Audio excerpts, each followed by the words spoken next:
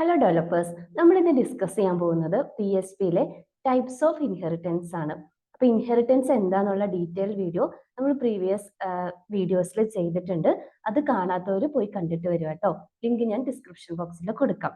Basically PHP നിന്നല്ല എല്ലാ programming ലാംഗ്വേജിലും 3 type inheritance ആണ് ഉള്ളത്: single, multiple, multi level inheritance.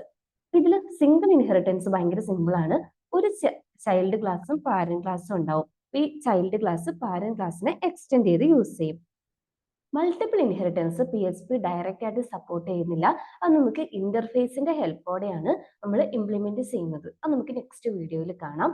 ഇനി മൂന്നാമത്തെ മൾട്ടി ലെവൽ ഇൻഹെറിറ്റൻസ്. ഇതെന്ന് പറയുന്നത് ഒരു പാരന്റ് ക്ലാസ് അതിനൊരു ചൈൽഡ് ക്ലാസ് എക്സ്റ്റെൻഡ് ചെയ്തു. ആ ചൈൽഡ് ക്ലാസ്സിനെ പിന്നെ അതിന്റെ ഒരു ചൈൽഡ് ക്ലാസ് എക്സ്റ്റെൻഡ് ചെയ്യുക, ഇങ്ങനെ പോകുന്നതിനെയാണ് മൾട്ടി ലെവൽ ഇൻഹെറിറ്റൻസ് എന്ന് പറയുന്നത്. അതായത് ഒരു സീക്വൻസ് ആയിട്ട് പോവുക. നമുക്ക് നേരെ കോഡിംഗിലേക്ക് പോയാലോ. നമ്മൾ ഇന്ന് ഒരു ആനിമൽ ക്ലാസ് ആണ് എക്സാമ്പിൾ ആയിട്ട് എടുക്കാൻ പോകുന്നത്. എനിക്കൊരു ആനിമൽ പാരന്റ് ഉണ്ട്. അതിന് ഞാൻ ചൈൽഡ് ക്ലാസ് ആയിട്ട് മാമൽ ആണ് ക്രിയേറ്റ് ചെയ്യാൻ പോകുന്നത്.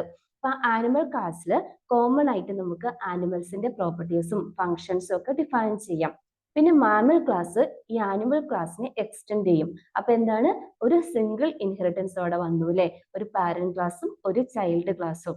ഓക്കെ, അപ്പോൾ ഇൻഹെറിറ്റൻസ് അറിയില്ലാത്തവർക്ക് വേണ്ടി പറയാം. ഇൻഹെറിറ്റൻസ് എന്ന് പറയുന്നത് നമുക്ക് പ്രോപ്പർട്ടീസിനെ അതിന്റെ പാരന്റ് ക്ലാസ്സിൽ നിന്ന് ചൈൽഡ് ക്ലാസ്സിലേക്ക് എക്സ്റ്റെൻഡ് ചെയ്ത് യൂസ് ചെയ്യാം. അതായത് കോഡ് റീയൂസ് ചെയ്യാന്നാണ് നമുക്ക് ഏറ്റവും ബേസിക് ഡെഫിനേഷൻ ആയിട്ട് പറയാൻ പറ്റുക. നമുക്ക് സ്റ്റാർട്ട് ചെയ്താലോ. അപ്പൊ ഞാൻ ഫസ്റ്റ് ഒരു ആനിമൽ ക്ലാസ് ക്രിയേറ്റ് ചെയ്യുകയാണ്.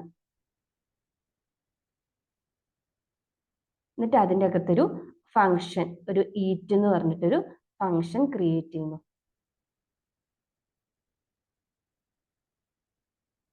ഇതിൽ ഞാൻ ജസ്റ്റ് ഒരു എക്കോ സ്റ്റേറ്റ്മെന്റ് കൊടുക്കുന്നുള്ളൂ. ഒരു ഈറ്റ് എന്ന് പറഞ്ഞിട്ട് തന്നെ നമുക്കൊരു എക്കോ സ്റ്റേറ്റ്മെന്റ് കൊടുക്കാം. ഇപ്പൊ ലാസ്റ്റ് വീഡിയോയിൽ പറഞ്ഞ പോലെ എക്സാക്ട് ക്ലാസ് ആണെന്നുണ്ടെങ്കിൽ ഇങ്ങനെ ആയിരിക്കില്ല. ആ ക്ലാസ്സിൽ എന്തിനു വേണ്ടിയിട്ടാണോ നമ്മൾ ഇംപ്ലിമെന്റ് ചെയ്യുന്നത് അത് ആ പ്രോപ്പർട്ടീസും ഫങ്ഷൻസും ആയിരിക്കും വരിക കേട്ടോ. എന്നിട്ട് രണ്ടാമതൊരു ക്ലാസ്സും കൂടെ ക്രിയേറ്റ് ചെയ്യുവാണ്, മാമൽ എന്ന് പറഞ്ഞിട്ട്. ഇതാണ് എൻ്റെ ചൈൽഡ് ക്ലാസ്. സോ ഞാൻ എൻ്റെ പാരന്റ് ക്ലാസ് ആനിമലിനെ എക്സ്റ്റെൻഡ് ചെയ്യുവാണ്. ഓക്കെ, ഇവിടെയും ഞാൻ ചൈൽഡ് ക്ലാസ്സിൽ ഒരു ഫംഗ്ഷൻ ഇംപ്ലിമെന്റ് ചെയ്യുവാണ്. ബ്രീത്ത് എന്ന് പറഞ്ഞിട്ട് കൊടുക്കാം നമുക്ക്.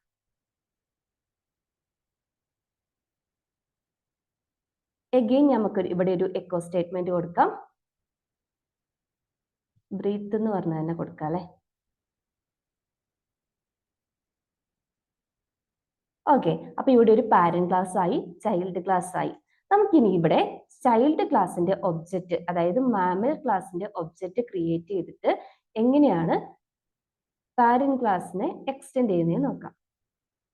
അപ്പൊ എൻ്റെ ഏത് ക്ലാസ്സിനാ, ചൈൽഡ് ക്ലാസ് മാമലിനാണ് ഞാൻ ഒബ്ജക്റ്റ് ക്രിയേറ്റ് ചെയ്യുന്നത്. ക്രിയേറ്റ് ചെയ്തു. എന്നിട്ട് ഒബ്ജക്റ്റ് യൂസ് ചെയ്തിട്ട് ഞാൻ പാരന്റ് ക്ലാസിന്റെ ഫംഗ്ഷനെ ആക്സസ് ചെയ്യുകയാണ്. അപ്പൊ നമ്മൾ എക്സ്റ്റെൻഡ് ചെയ്തിട്ടുള്ളത് കൊണ്ട്, ഇൻഹെറിറ്റ് ചെയ്തിട്ടുള്ളത് കൊണ്ട് എനിക്ക് പാരന്റ് ക്ലാസിന്റെ ചൈൽഡിനെ പിന്നെ ആ സെയിം ക്ലാസിന്റെ, അതായത് ഈ മാമൽ ക്ലാസിന്റെ ഫംഗ്ഷനെയും നമുക്ക് ഇത് യൂസ് ചെയ്തിട്ട് യൂസ് ചെയ്യാൻ വേണ്ടി പറ്റും, കോൾ ചെയ്യാൻ വേണ്ടി പറ്റും. ഓക്കെ, നമുക്കിത് ജസ്റ്റ് റൺ ചെയ്ത് നോക്കിയാലോ.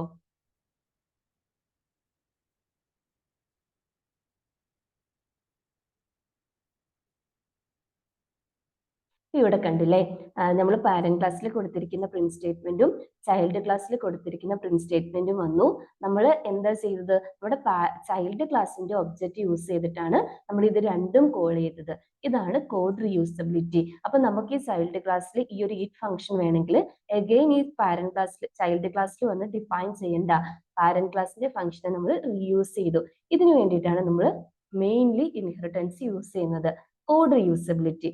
ഇതൊരു സിംഗിൾ ഇൻഹെറിറ്റൻസ് ആണ്, ഒരു സിംഗിൾ പാരന്റും ഒരു സിംഗിൾ ചൈൽഡ് ക്ലാസ്സും. രണ്ടാമത് മൾട്ടി ലെവൽ ഇൻഹെറിറ്റൻസ് എന്ന് പറഞ്ഞാൽ ഞാൻ ഒരു ക്ലാസ്സും കൂടെ ക്രിയേറ്റ് ചെയ്യാൻ പോവാണ്.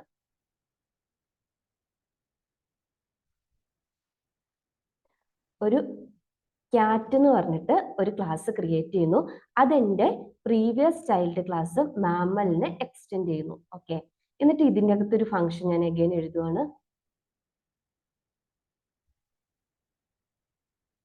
ഇവിടെ നമുക്ക് സ്ക്രാച്ച് എന്ന് പറഞ്ഞിട്ട് ഒരു ഫംഗ്ഷൻ എഴുതാം.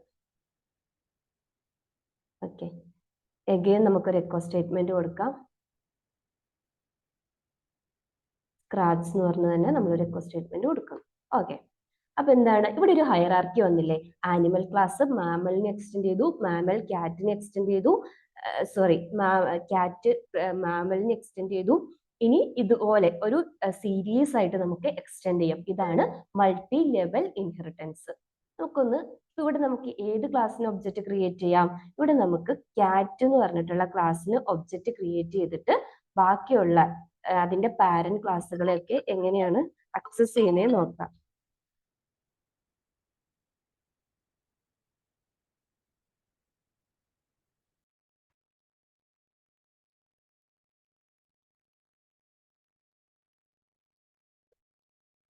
അപ്പൊ നമ്മളിവിടെ ഏറ്റവും ഇന്നർ ആയിട്ടുള്ള ചൈൽഡ് ക്ലാസ്സിന് ഒബ്ജക്റ്റ് ക്രിയേറ്റ് ചെയ്ത് അതിന്റെ പ്രീവിയസ് എല്ലാ പാരന്റ് ക്ലാസ്സിന്റെ ഫംഗ്ഷനുമാണല്ലേ ആക്സസ് ചെയ്തത്. റൺ ചെയ്താലോ? അപ്പൊ കണ്ടില്ലേ, എല്ലാം നമുക്ക് ആ ചൈൽഡ് ക്ലാസ് യൂസ് ചെയ്തിട്ട് നമുക്ക് ആക്സസ് ചെയ്യാൻ വേണ്ടി പറ്റും.